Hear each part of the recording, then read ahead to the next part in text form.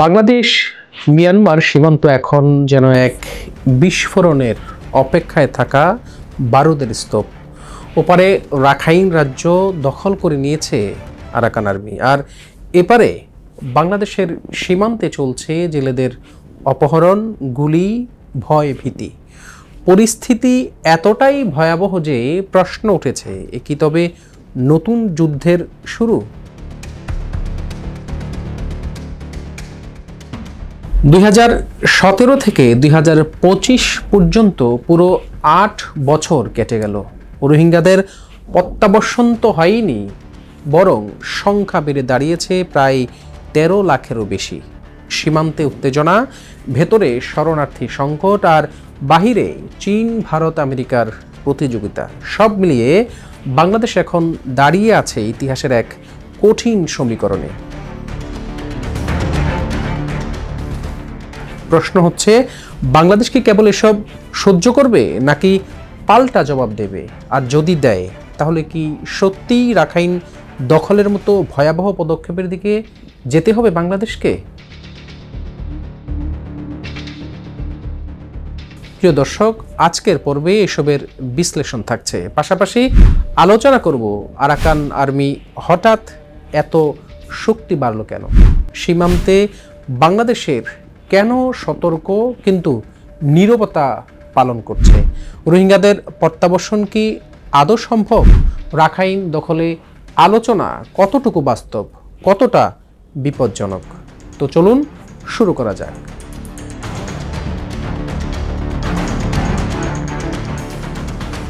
পৃথিবীতে যত উদ্বাস্তু বা দেশহীন মানুষ আছে, তাদের 4 ভাগের 1 ভাগ এখন বাংলাদেশে।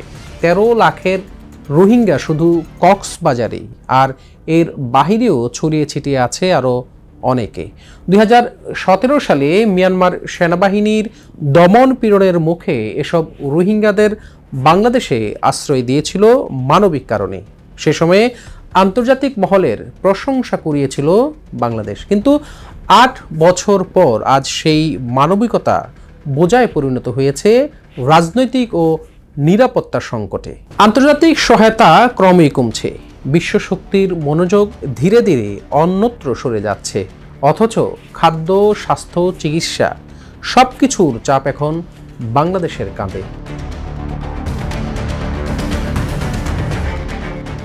বাংলাদেশ মিয়ানমার সীমান্তে এখন শুধু উদ্বাস্তু সমস্যাই নেই, যুক্ত হয়েছে নিরাপত্তার হুমকি। রাখাইন রাজ্যে কার্যত আরাকান আর্মির দখলে। ভারী অস্ত্র, ড্রোন, ট্যাঙ্ক মোতায়েন করে তারা সীমান্তকে সামরিক ঘাঁটিতে পরিণত করেছে। বাংলাদেশের জেলেদের অপহরণ করে এখন প্রায় এসব ঘটনা ঘটছে।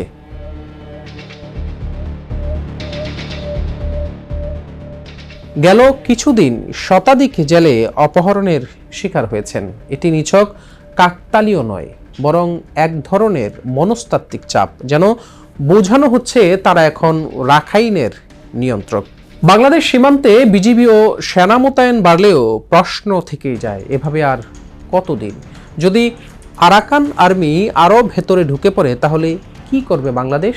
কি হবে বাংলাদেশের? প্রিয় দর্শক, চলুন একটু জানার চেষ্টা করি এই রাখাইন কেন আন্তর্জাতিক অঙ্গনে এত গুরুত্বপূর্ণ। বলা হয় রাখাইন রাজ্য এখন আন্তর্জাতিক প্রতিযোগিতার কেন্দ্রবিন্দু।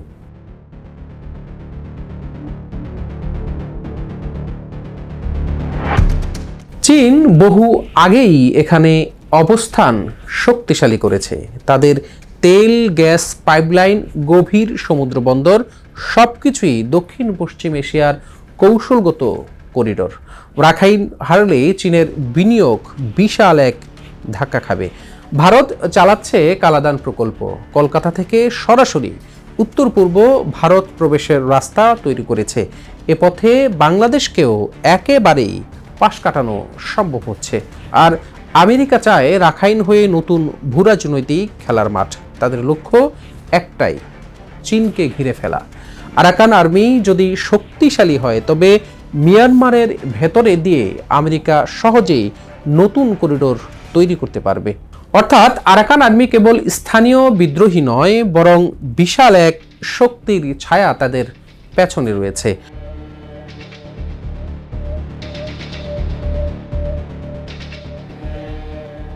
এবার আসি, আরাকান আর্মির এমন বাড়াবাড়িতে বাংলাদেশ কেন কোনো পদক্ষেপ নিচ্ছে না? অনেকে বলছেন বাংলাদেশের উচিত রাখাইন দখল করা, কিন্তু বাস্তবতা একেবারেই ভিন্ন। রাখাইন দখল মানে প্রথমত আন্তর্জাতিক আইন ভঙ্গ করা, দ্বিতীয়ত চীন, ভারত, আমেরিকা 3 দেশের প্রতিযোগীদের মধ্যে জড়িয়ে পড়া, তৃতীয়ত আঞ্চলিক যুদ্ধের ঝুঁকি তৈরি হওয়া। আর সেজন্যই বাংলাদেশ হিসেব কষেই চলছে। সরাসরি যুদ্ধ নয়, বরং সীমান্ত রক্ষায় কড়া ব্যবস্থা ও আন্তর্জাতিক মহলে কূটনৈতিক চাপ তৈরি করার পথেই হাঁটছে বাংলাদেশ।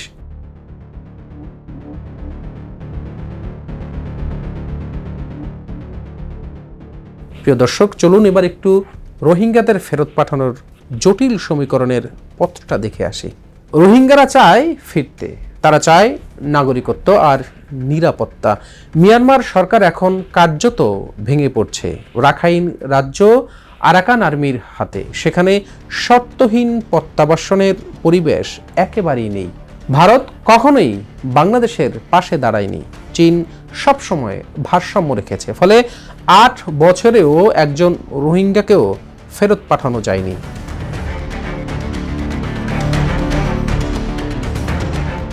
আরেকটি জটিলতা হলো রোহিঙ্গা শিবিরের ভেতরে সশস্ত্র সংগঠনের উত্থান। ARSA, RSO, Arakan Rohingya army সব এখন একজোট হওয়ার চেষ্টা করছে।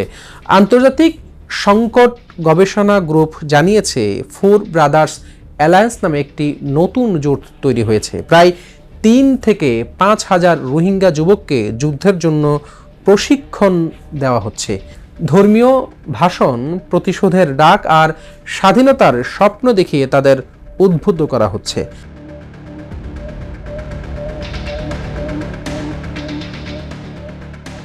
বাংলাদেশ সরকারিভাবে তাদের কোনো সহায়তা করছে না, বরং কঠোর নিরাপত্তা বলয় তৈরি করা হয়েছে।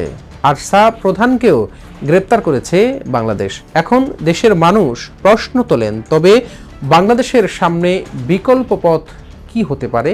কূটনৈতিক বিশ্লেষকদের পরামর্শ, এখন থেকে ক্রমাগত কূটনৈতিক চাপ অব্যাহত রাখতে হবে। সীমান্তে সেনা ও নিরাপত্তা আরও বাড়াতে হবে। রোহিঙ্গা শিবিরগুলোতে যে অশান্তি তৈরি হচ্ছে সেগুলোর নিয়ন্ত্রণ করতে হবে। আন্তর্জাতিক দাতাদের আবারও সক্রিয় করার উদ্যোগ সরকারকেই নিতে হবে। তবে এটা বলা যত সহজ, রোহিঙ্গা সংকট তত দ্রুত সমাধান হচ্ছে না। এজন্য প্রয়োজন ধৈর্য, কৌশল আর আন্তর্জাতিক সমর্থনের।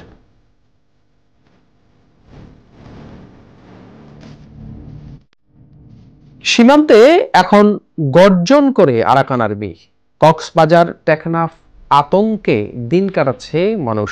শরণার্থী শিবিরগুলিতে তৈরি হচ্ছে নতুন অস্থিরতা, আর এর মাঝেই বাংলাদেশ দাঁড়িয়ে আছে এক অনিশ্চিত ভবিষ্যতের সামনে।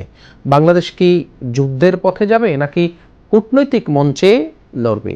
রাখাইন কি কখনো রোহিঙ্গাদের জন্য নিরাপদ আশ্রয় হবে, আর বিশ্ব কি কেবল নীরব দর্শক হয়েই থাকবে?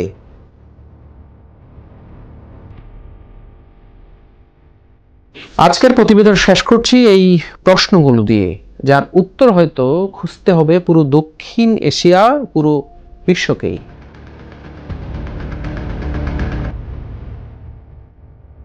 প্রিয় দর্শক, এই বিষয়টি নিয়ে আপনার ভাবনা জানতে চাই আমরা। নিশ্চয়ই আমাদের জানাবেন কমেন্ট করে। আজ এ পর্যন্তই। ভালো থাকুন, সুস্থ থাকুন, চ্যানেলটি সাবস্ক্রাইব করে আমাদের সাথেই থাকুন।